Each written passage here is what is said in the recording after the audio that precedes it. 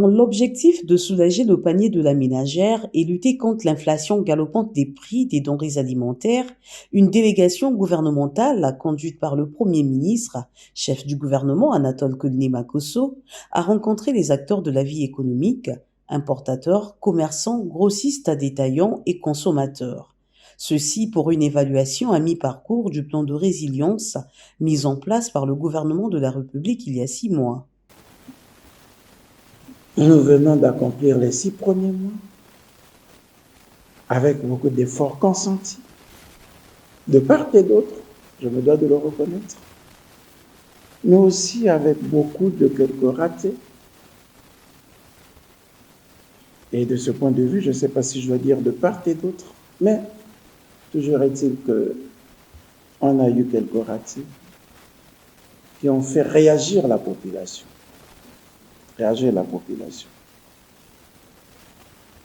Il nous a fallu très vite réagir pendant le mois de décembre, qui aurait servi certainement de prétexte à toutes les forces centrifuges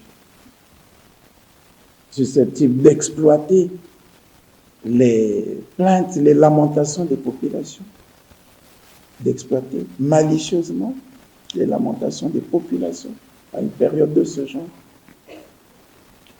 pour nous faire vivre des situations qu'on n'aurait peut-être pas pu contrôler. Le gouvernement a dû réagir aussi, là aussi, avec beaucoup de promptitude pour essayer de contenir la menace. Cela a-t-il été bien accueilli? Cela a-t-il contribué à freiner l'élan économique, à booster la consommation? Mais nous sommes peut-être à l'étape de pré-évaluation ou d'évaluation à mi-parcours. 6 mois d'exécution du plan de résilience devraient nécessairement nous donner l'occasion de faire le point du parcours que nous avons accompli ensemble, étant entendu que la crise russo-ukrainienne ne s'arrête pas, et avec elle, la crise économique, financière, alimentaire et tout le reste. Le gouvernement s'est réuni en séminaire. Comme vous le savez, nous avons des séminaires tous les 3 mois. Et a appelé à s'interroger sur la mise en œuvre du plan de résilience. Dans le cadre d'une évaluation à mi-parcours, le gouvernement avait jugé qu'il était important d'élargir la réflexion aux acteurs économiques que vous êtes, pour qu'ensemble, nous apprécions à leur juste mesure les mesures qui ont été prises, nous en tirons les conclusions en consolidant les mesures qui participent à l'amélioration de l'économie,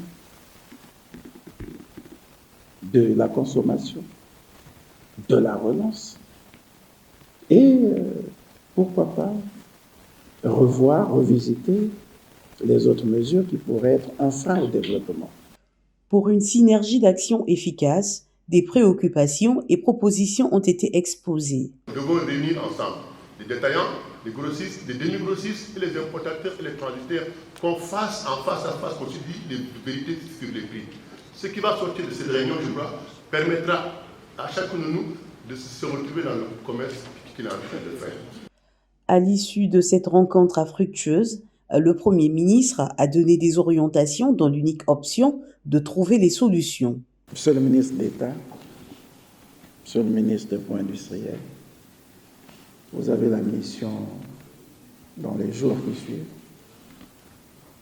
de convier à une réunion des partenaires, Chambre de commerce Uni-Congo, 1 ou 2 représentants de chaque sensibilité, les industriels, les consommateurs, les commerçants, tous, les détaillants, les transitaires, élargis aux autres auxiliaires,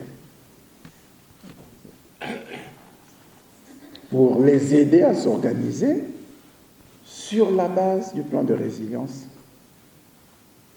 et recevoir leurs avis en termes d'évaluation, pour que cette évaluation soit examinée en comité de pilotage et portée en Conseil des ministres, de façon à ce que de cette instance puissent découler les mesures d'ajustement qui nécessitent d'être prises pour la suite de la mise en œuvre de ce plan de résilience. Initiée par le gouvernement de la République dans le programme de sa politique de lutte contre la vie chère, cette rencontre, qui a duré près de 2 heures, a été saluée par les participants.